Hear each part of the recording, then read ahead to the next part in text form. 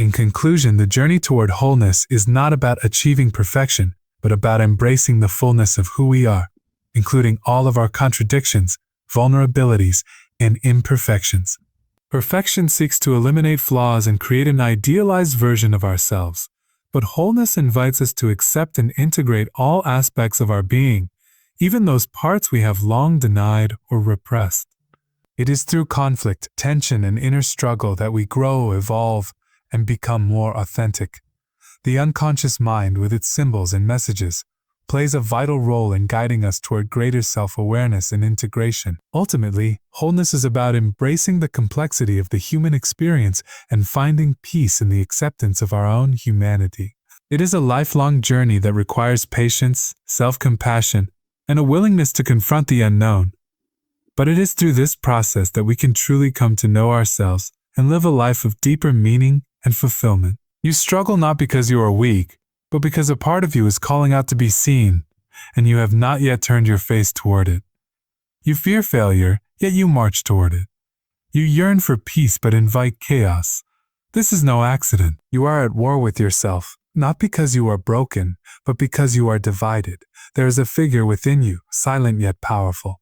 It is made of all the things you've rejected: your anger, your envy, your fear, your need, your brilliance. You cast these pieces away, hoping to be clean, noble, and good. But what you cast into the shadows does not die.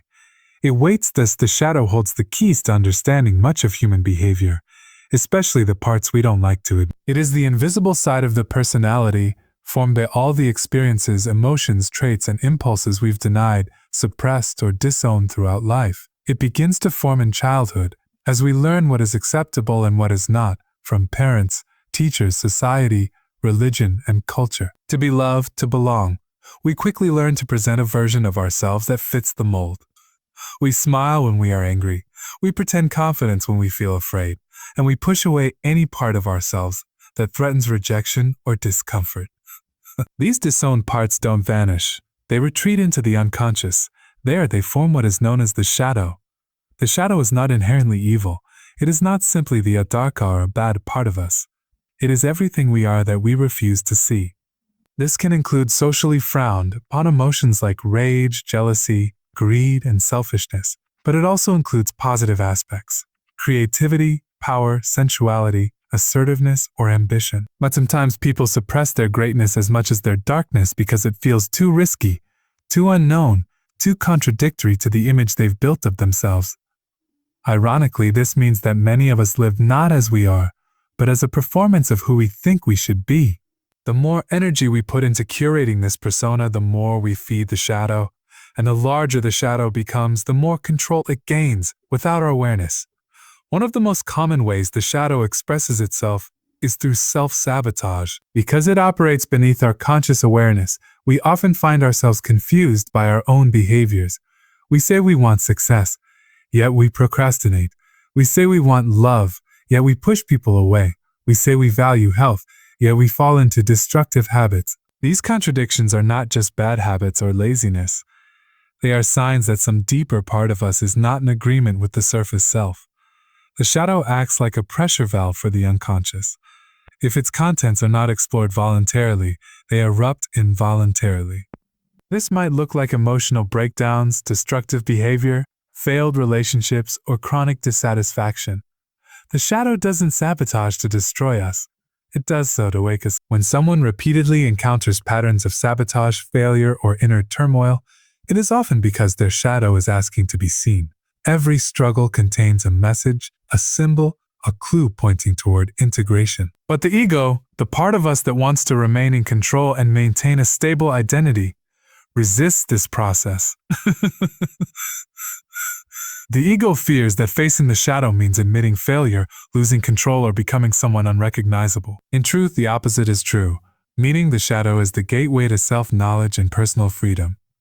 We do not become whole by ignoring what is hidden. We become whole by reclaiming it. The process of confronting the shadow requires deep honesty. It requires us to observe ourselves when we are triggered, irrational, jealous, cruel, needy, or manipulative, not to judge, but to understand. The shadow thrives in silence and shame. The moment we bring our awareness to it, it begins to lose its grip. When we recognize a pattern and say, this is my fear of rejection, or this is the part of me that feels unworthy, we create a space for transformation. We step out of the reactive cycle and into conscious choice. True inner power arises not from perfection, but from integration. The person who has met their own darkness is not easily manipulated or thrown off course. They do not need to control others because they have faced the need for control within themselves. They do not project blame onto others because they have owned their part in the story. This is the gift of shadow work. It returns us to ourselves, not as a polished ideal, but as a full-spectrum human being. In the end, the shadow is not a flaw to fix, but a portal to deeper wisdom. It is the key to authenticity, resilience, and creativity. It holds the potential for immense growth, not because it is pleasant, but because it is real. The shadow speaks in symbols, in dreams, in fears, in impulses. And when we listen, when we face it with compassion rather than denial, we find that what we feared the most was only the unloved parts of ourselves asking to come home. Repression is a quiet force that shapes the human psyche in profound ways. It is the mechanism by which thoughts, feelings, memories, or desires that are deemed unacceptable are pushed out of conscious awareness. This act is not malicious or ill-intentioned. Rather, it is often a protective response designed to keep us functioning within the boundaries of what is socially acceptable or emotionally bearable. However, what is repressed does not disappear. Instead, it sinks beneath the surface, into the unconscious where it waits. Over time, this buried material exerts pressure, creating tension within the psyche. The more we push it away, the more resistance it builds, and eventually, it demands expression, often in disruptive or confusing ways. The human mind seeks balance, and when repression disturbs this equilibrium, the unconscious begins to rebel. This rebellion does not announce itself clearly.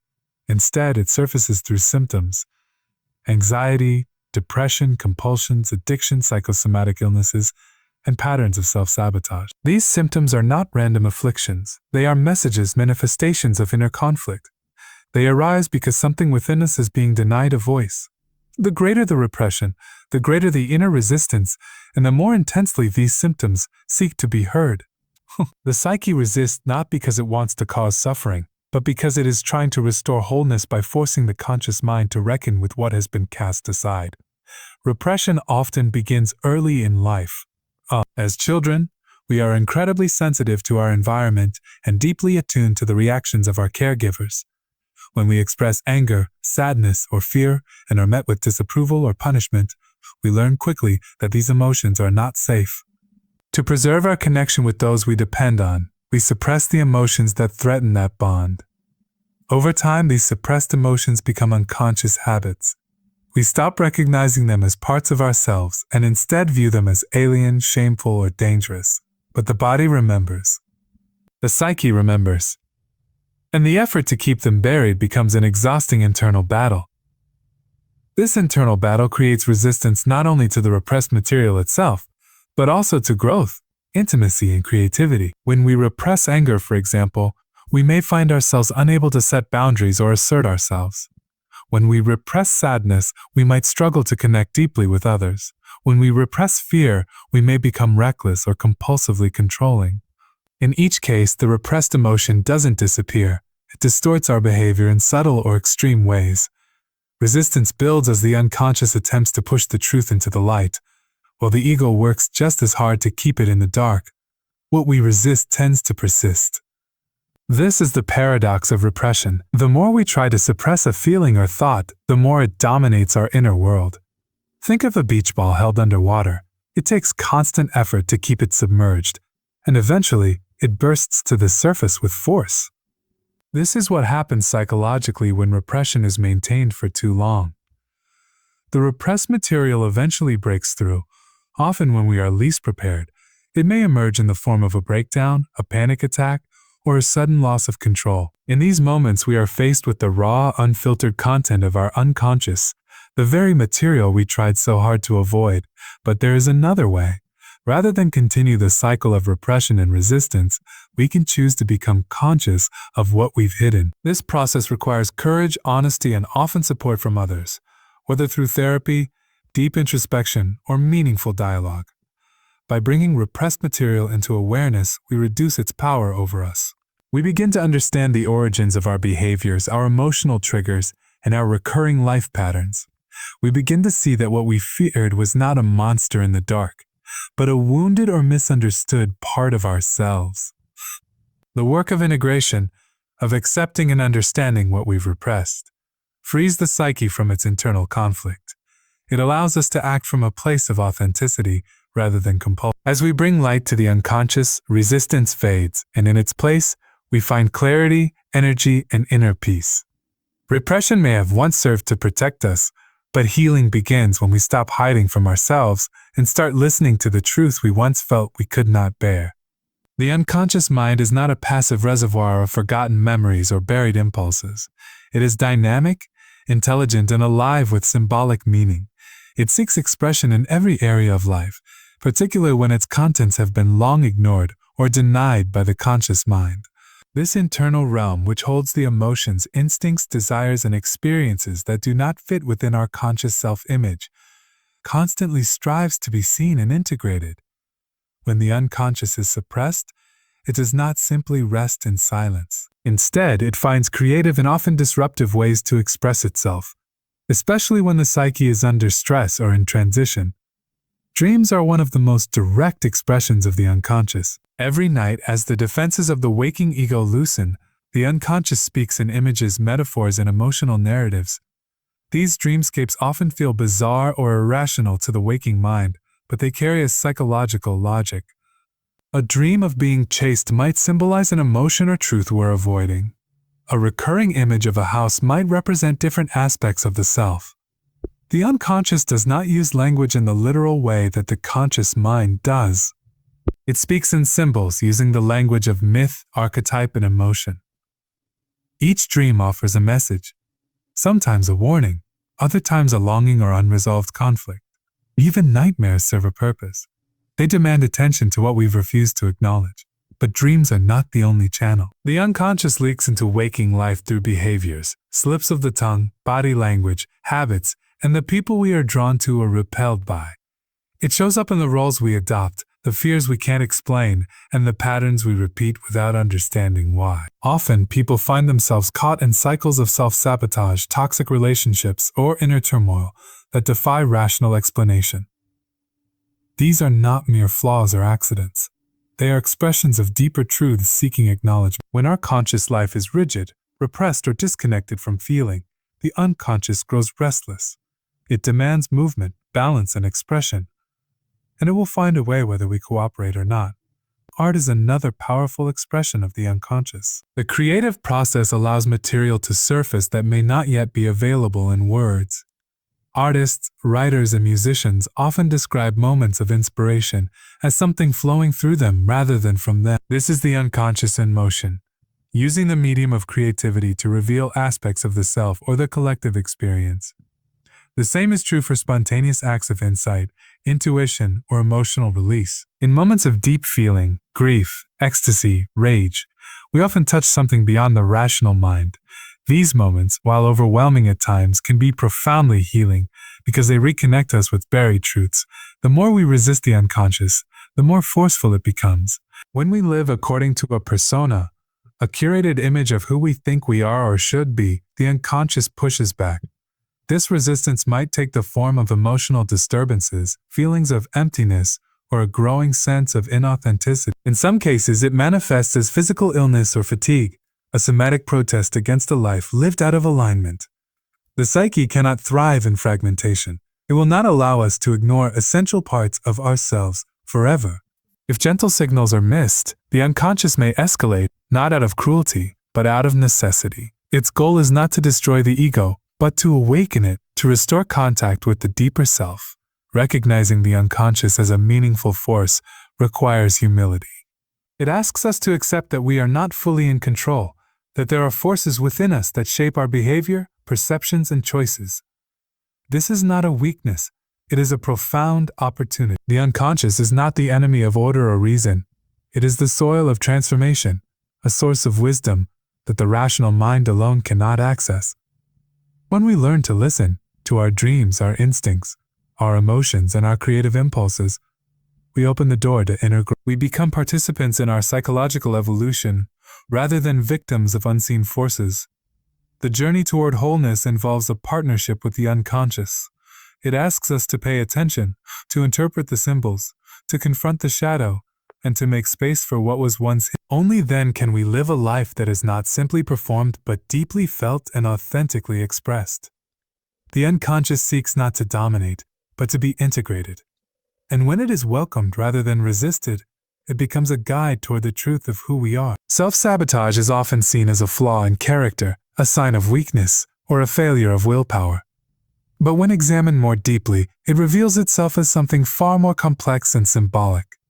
It is not merely a behavior to be eradicated, but a message to be understood. Self-sabotage, in its many forms, procrastination, imposter syndrome, relationship dysfunction, addiction, or repeated failure, is the psyche's attempt to communicate something that the conscious mind is unwilling or unable to confront directly. It is a symbolic gesture, a psychological metaphor, pointing toward unresolved inner conflict and disowned parts of the self. At the heart of self-sabotage is contradiction. We say we want something, a fulfilling career, a loving relationship, health, or creative success, yet our actions undermine those desires. This contradiction is not irrational. It reflects a division within the psyche. Part of us moves forward, while another part pulls back. This internal tug-of-war often arises when an unconscious belief or fear is in conflict with a conscious goal. For instance, a person may consciously desire success but unconsciously associate success with loneliness, exposure, or loss of control. Rather than moving directly toward what they want, they unconsciously derail their own progress, not to punish themselves, but to protect themselves from an imagined threat.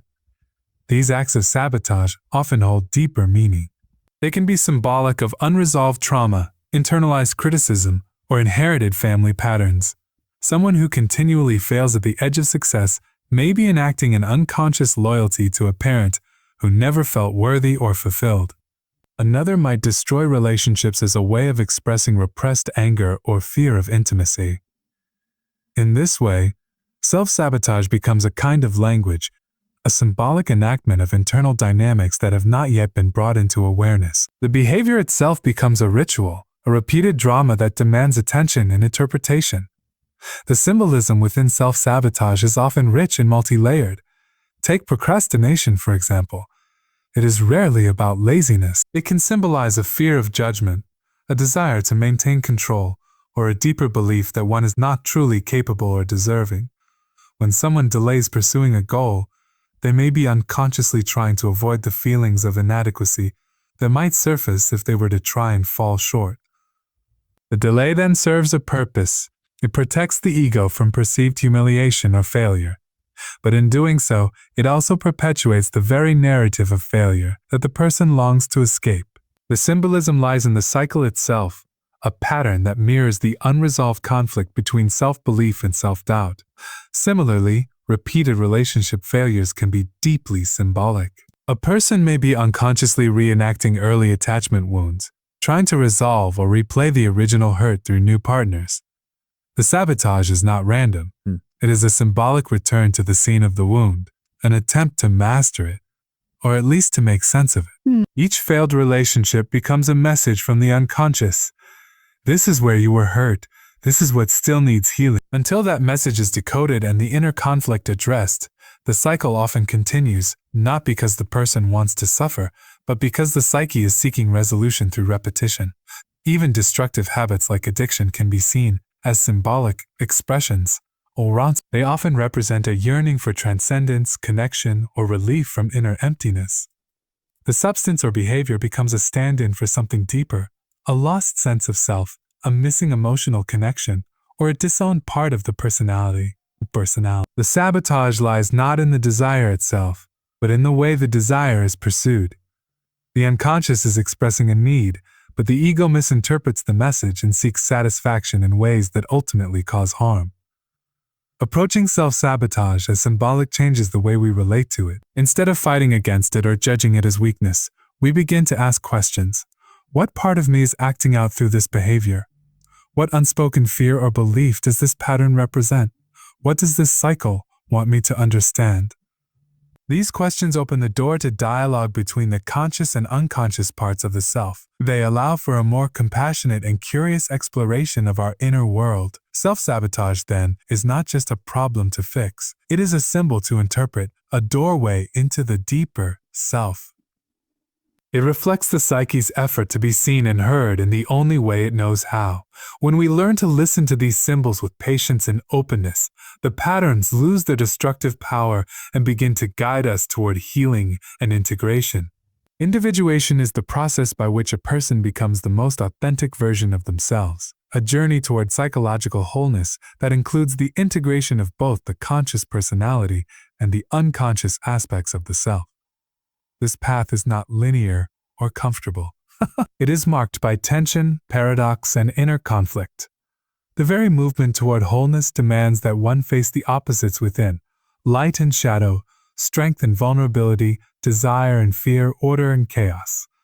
Conflict is not an obstacle to individuation, it is its very fuel. Without conflict, there is no growth, because there is nothing to awaken us from the illusion of a fixed identity. The personality we identify with is often shaped by our upbringing, environment, and culture. From an early age, we learn what is acceptable and what is not. We internalize rules about who we should be, how we should act, what we should feel.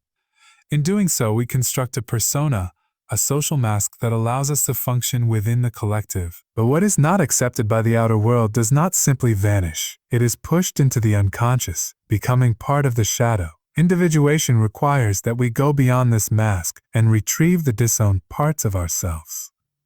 This retrieval creates inner tension because it challenges the established identity and threatens the ego's sense of control.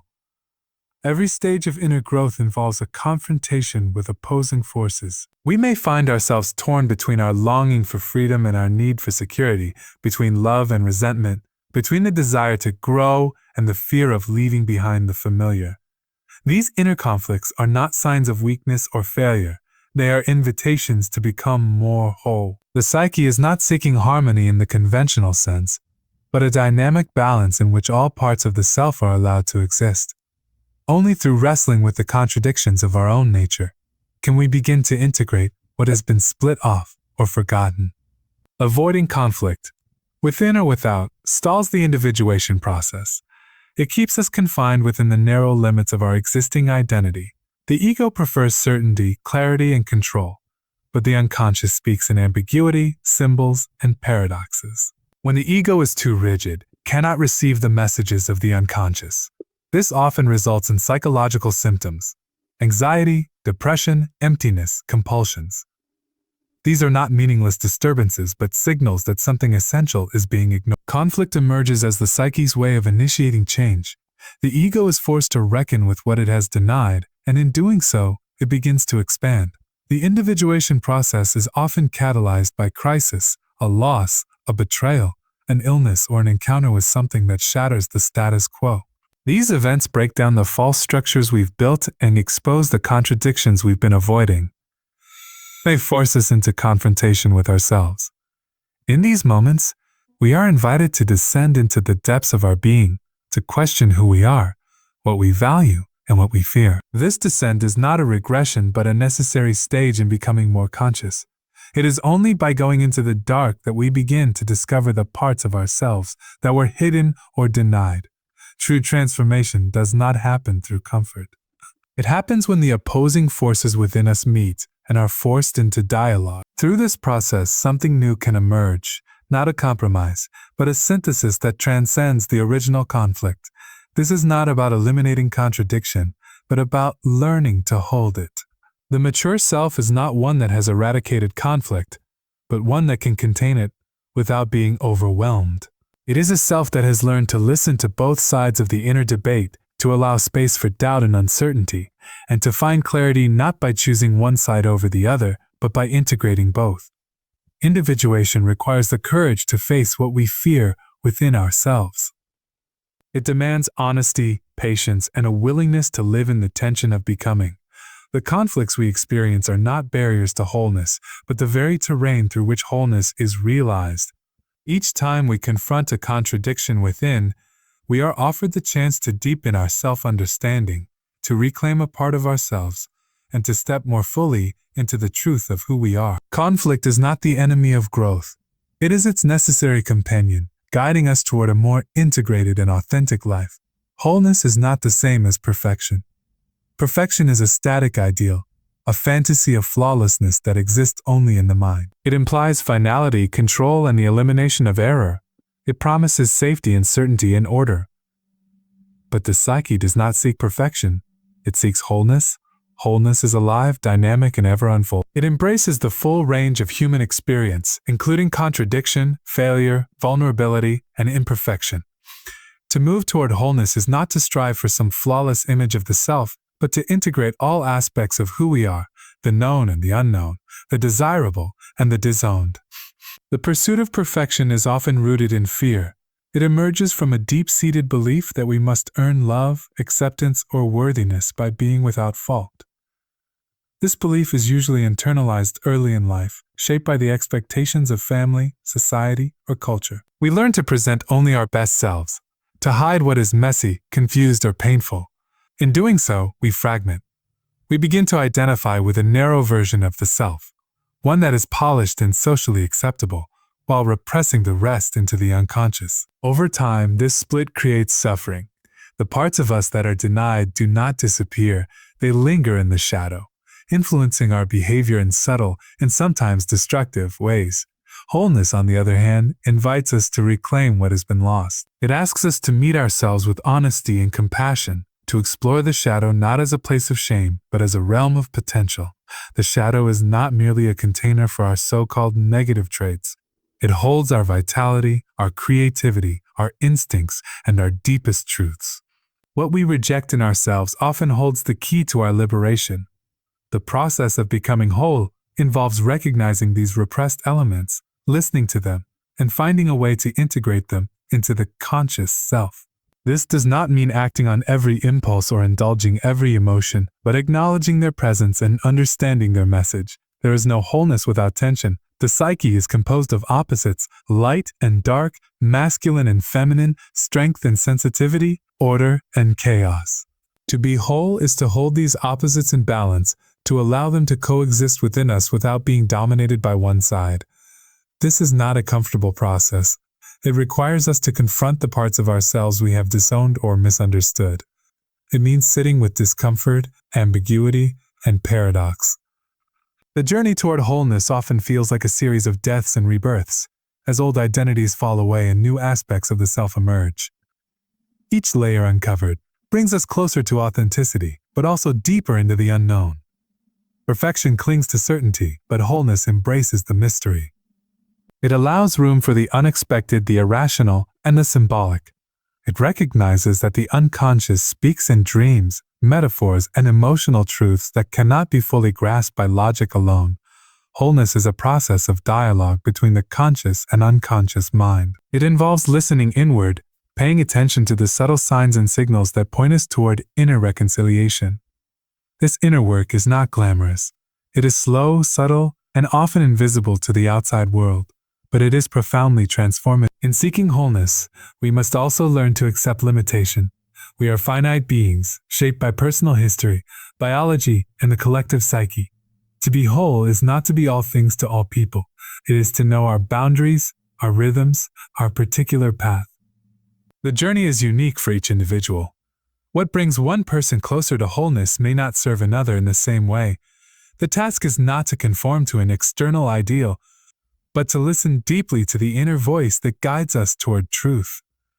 This voice may challenge our assumptions, disrupt our plans, or lead us into unfamiliar territory, but it is always calling us home to ourselves.